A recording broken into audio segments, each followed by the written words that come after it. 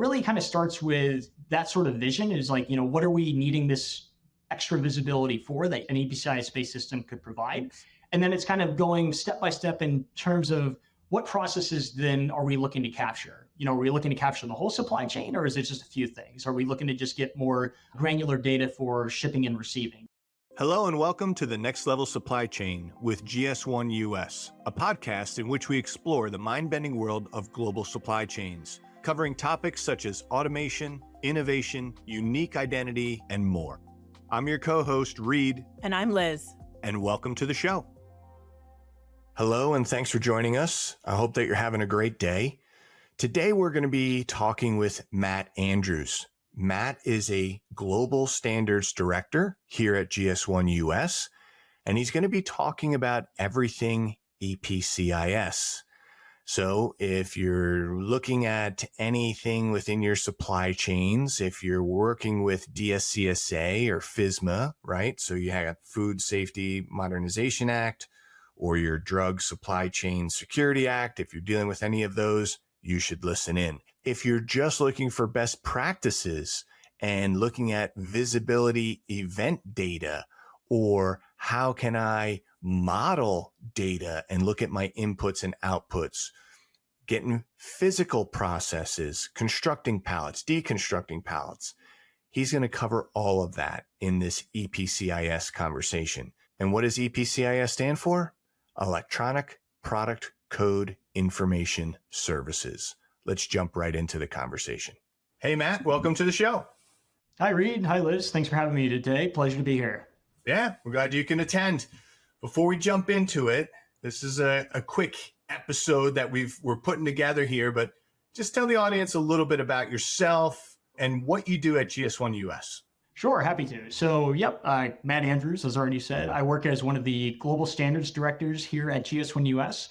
And on the standards team here, my specific focus is on providing technical knowledge for cross-industry applications of the EPCIS standard, which is one of the flagship core standards for the share pillar of the GS1 architecture. So we'll get into it a little bit, but it's basically a standard that's used to model what happens in the physical supply chain. And that can be used for quite a variety of use cases for really industries and companies of any size. So I have a cheat sheet, Electronic Product Code Information Services. Yes? EPCIS. Very good. Yeah. You got it. Great. So EPCIS. or EPCIS. EPCIS. EPCIS wins every time. There it is. Yeah. Anyway, so when I first came into the organization many years ago, I heard about EPCIS and I could not put my finger exactly on what it was. I knew it was important. I knew that it could be a launching board for a lot of different use cases. Tell us a little bit about that and how it works. Sure. So, as we already stated, EPCIS stands for Electronic Product Code Information Services. And really, when I talk about the standard kind of in the general introductory sense, I like to start with a baseline of what type of data the standard is envisioned to handle and what type of data the systems that use the standard are envisioned to manage and generate and share amongst trading partners in the supply chain.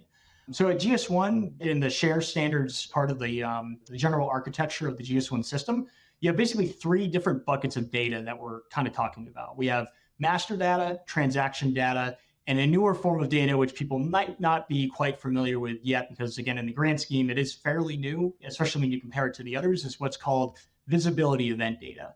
So with master data, what you have is basically descriptive information or attributes about products or locations, and that's handled in the GS1 architecture by the GDSN standard.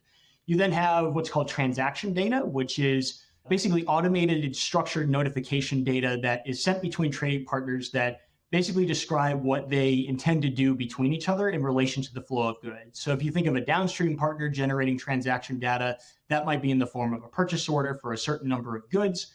The upstream partner then sends an invoice based on a transaction set standard. And then when those goods ship, probably everybody that's listening might be familiar with the ASN or the advanced shipment notice. That's a very popular transaction set that EDI works with.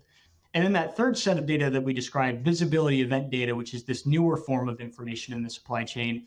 Basically what visibility event data does is it seeks to model the actual processes that are physically carried out in the supply chain from location to location.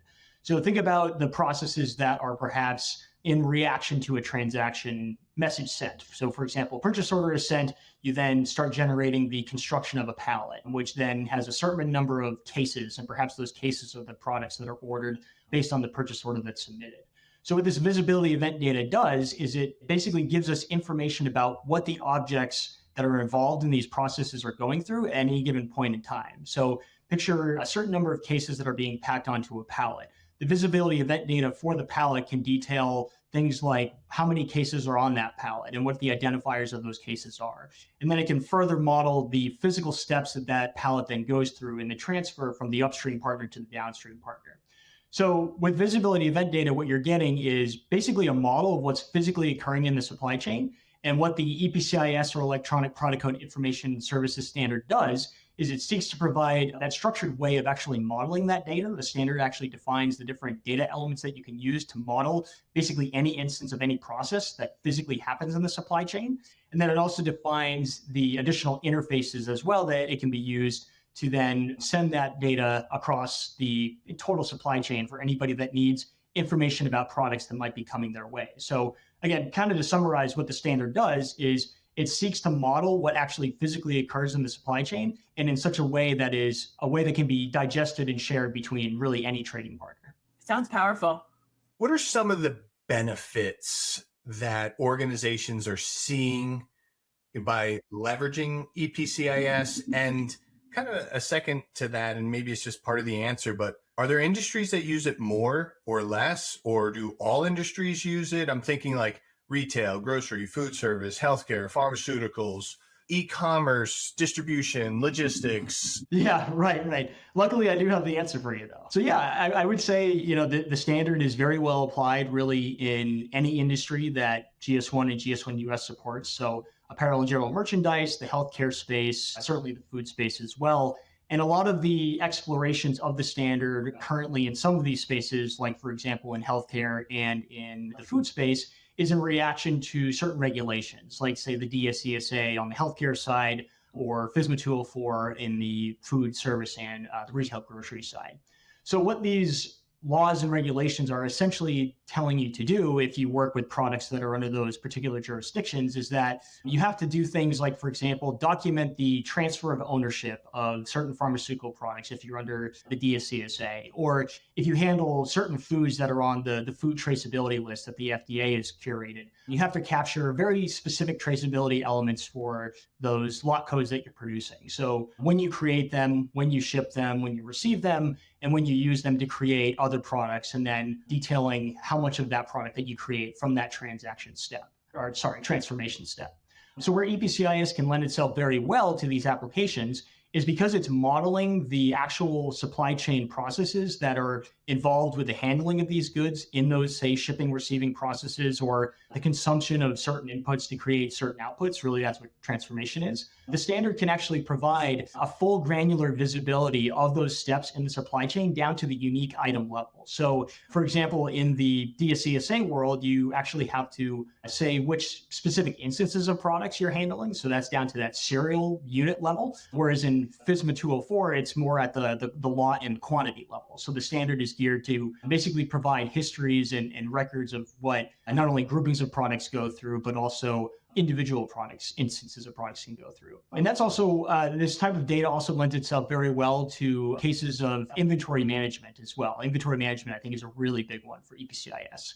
So it's not only, for example, the shipping and the receiving processes and the product creation processes that the standard can effectively model, it's also the management of inventory at a particular site. So this not only includes, again, that inbound, outbound granular data capture, but we're also talking about things like logging how much of what particular products are currently at a location through logging cycle count events, and also the movement of products internally, such as moving products from, say, the back of house in a retail location out to the front of house.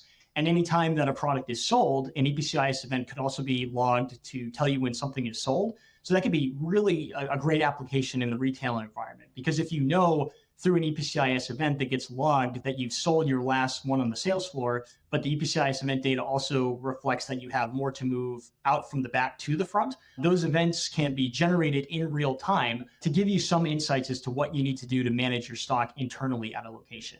And that sale data could also be perhaps streamed to ecom to update perhaps non-hand quantity at a website. You can see, like, I had plenty of ammo for you on that question. There's just endless applications of the visibility data. I loved your example of all of it, and healthcare versus food, the inventory management, the cycle counts. The back of house to the front of house was a great visual for me.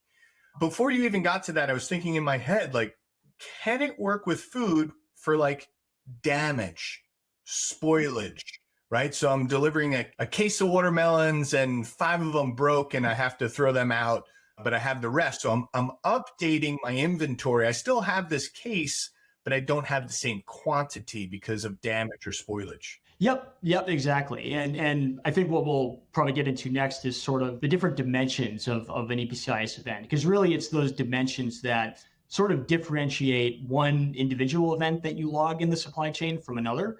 And ultimately, it's those dimension values that make any EPCIS event unique from another.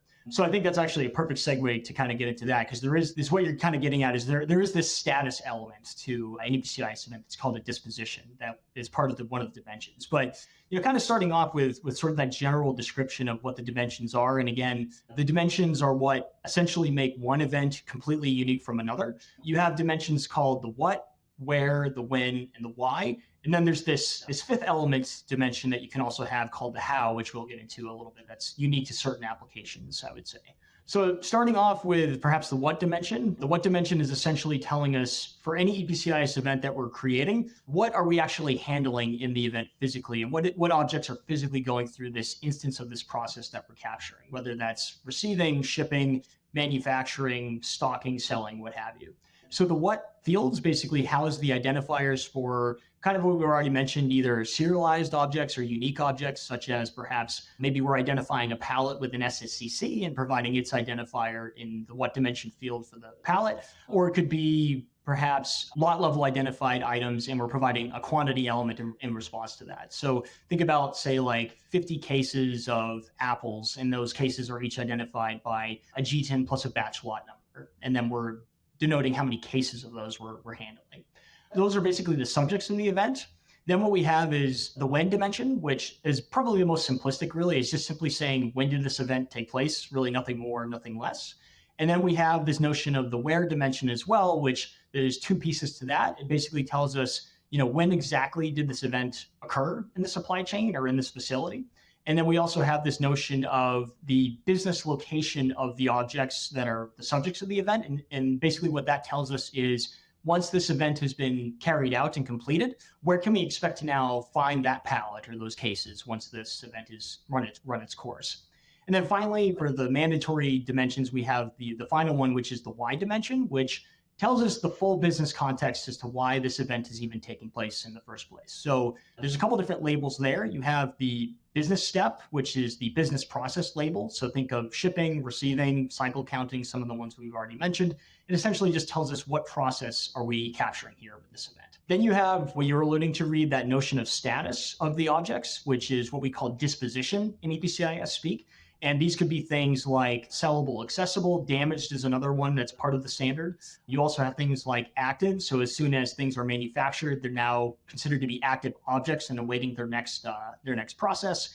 And then you could have status all the way up to, say, retail sold, which we kind of alluded to. You can basically log any event from manufacturing all the way to the point of sale with EPCIS.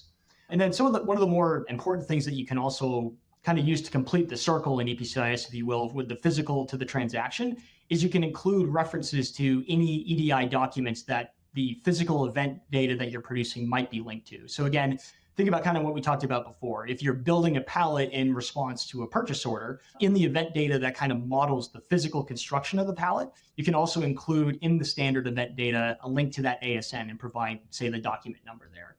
And then finally, there's this optional element that's fairly new to the standard in the grand scheme that's called the how dimension.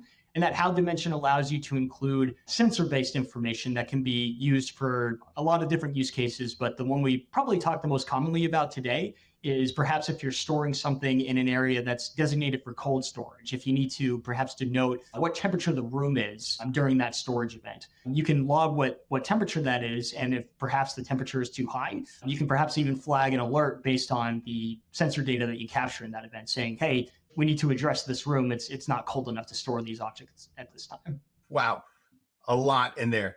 When you said the how, the first thing that came to mind for me was it was manually done. It was done by a forklift, a truck, a robotic arm, a picker, a robot. Is that also an option to take in the how step or not now? That's an interesting question, Reid. Yeah, so really what the how dimension is designed for is to, again, as we kind of said, provide that sensor-based information about either the objects themselves, which could be perhaps the weight of the object, or maybe some dimensional information about the objects that are in the what dimension, or information about their surroundings, like temperature, let's say. But what you could do, say, with the mechanism that you're handling the objects with, whether that's a forklift or something that you're scanning with, perhaps a barcode scanner or an RFID tag scanner, you could use that information to kind of denote where that object is being handled and provide that information for, say, the where dimension. So if that scanner in your system is perhaps designated to a certain facility, the way that you could configure your system, that scanner, anytime you scan a product with it, let's say for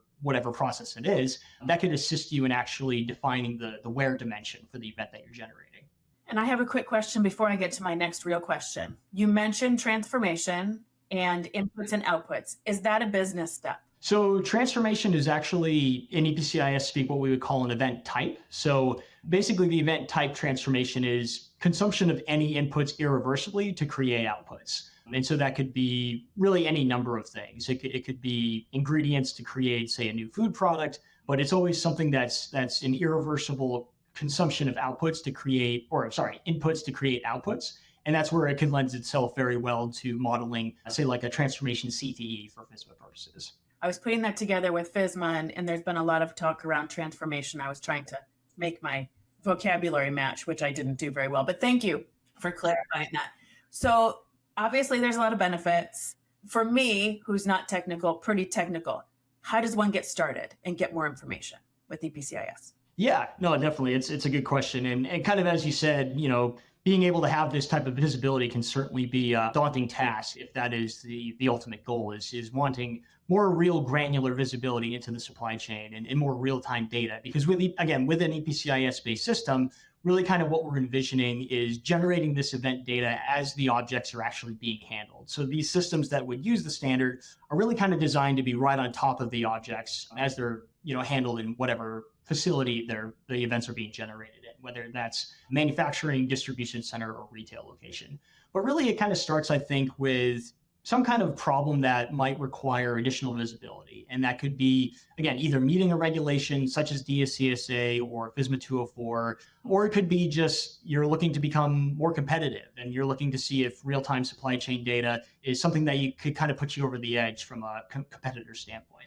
But really it kind of starts with that sort of vision is like, what are we needing this extra visibility for that an EPCIS-based system could provide? And then it's kind of going step by step in terms of what processes then are we looking to capture? Are we looking to capture the whole supply chain, or is it just a few things? Are we looking to just get more granular data for shipping and receiving? Because we're trying to, again, another application that you could use that visibility for is claims compliance. So being able to capture more effectively what you have on the outbound and then your retail partner perhaps doing so on the inbound. So what processes are you then looking to get that, more granular data for? That's maybe the next step. And then from there, you go through perhaps exercises of, figuring out what you have for the data points to generate that data with. So how do we identify products? Is it with just G10? Is it with G10 plus serial number? And that kind of dictates how you would effectively build the event data itself.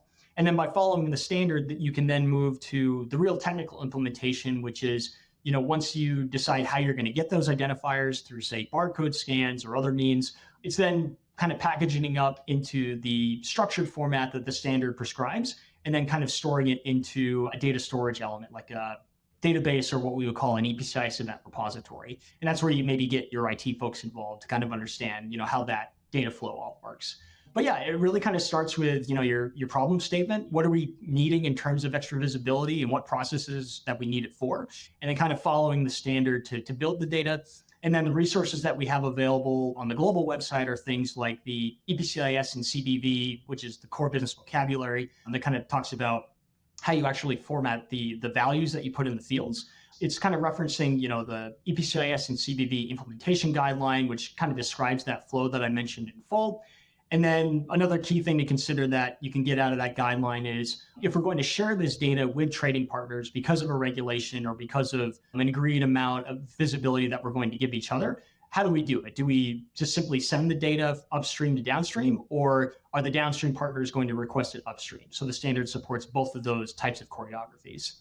And then, of course, there's the standard documents themselves. And you have the folks here at GS1 US also to help you out in this implementation as well. I think that's actually an excellent call out. I mean, we have a lot of resources on our website, but we also have, support phone number. You can call in and actually speak to somebody and then get meetings scheduled with expertise, and even advisory services, and also our solution partner program, where we have, validated, qualified, and tested and educated and trained partners that work in this as well. So there's a lot of different aspects to go on that. Matt, this has been fantastic. And I said in the very beginning, this is a quick episode. We wanted to get you in, and because this is really important information. And it's, as you can tell, there's a lot to it from, what we discussed here. And we may have more questions, and so we may have to bring you back on. But I do have one final question. We always ask everyone this, and we find it fun and enlightening, and it's just a good way to kind of just share opinions. But either in your personal life or your professional life, you're free to choose. What's your favorite technology that you're using today? Sure. Yeah. I mean, I wouldn't say that I'm using it directly necessarily, but I mean, anybody that knows me well enough knows that I'm a huge golf nut. I love playing it. I love watching it. I love going to professional tournaments. And I'm always stunned at the amount of data that they're giving you in terms of how the golfers are performing. Like whenever they hit a shot, they tell you exactly the speed of the ball, the speed of the stroke, exactly. It's unbelievable. Yeah, exactly. How fast the ball went, being able to see like the exact path of the ball, which is especially fun when they shank it because, you can actually see like how far right it went. They do that too. So it's always comforting to see like, oh, wow, that really was a terrible shot. So it kind of lets you know that they're human. But I love just being able to see like exactly what the ball is doing on the screen now. I mean, it's so cool. And I remember, watching, say, the Masters in the 90s with my dad and just not having really any sense of like what these guys were doing. And now that you can see it, it adds such a cool element to the viewing experience. Yeah. That is really cool. I know they do that with football, both American football and European football, which we call soccer here in the US. They do a lot of different things. How many miles are they running in an average game, and, heart rates and cycling and all this stuff. But you brought up, it gives a different perspective because we were watching the Olympics this year, and my son and I were flipping through. We were watching it every day, different things and stuff you don't see all the time, right? And so archery was on, and my son was like, Dad, even I could hit the bullseye with that. And I turned to him and I'm like, you don't see how far this is. That's 70 yards. It's hard to even see the target. It's so far away. And then they panned backwards. They showed the arc, and these folks were hitting bullseyes, and it gave a different perspective to him right away that he didn't see before. So it kind of reminded you with your dad back in the 90s when they didn't have that. Yeah. Yeah. It's remarkable what you can see on the screen now. It really is. Super cool. Super cool. Well, listen, thank you again. And we look forward to talking to you again soon. Very much looking forward to it, Reid. Thank you. And thank you, Liz, too. Thank you for joining the Next Level Supply Chain with GS1 US. If you enjoyed today's show, you can subscribe to our feed or explore more great episodes wherever you get your podcasts. Don't forget to share and follow us on social media. Thanks again, and we'll see you next time.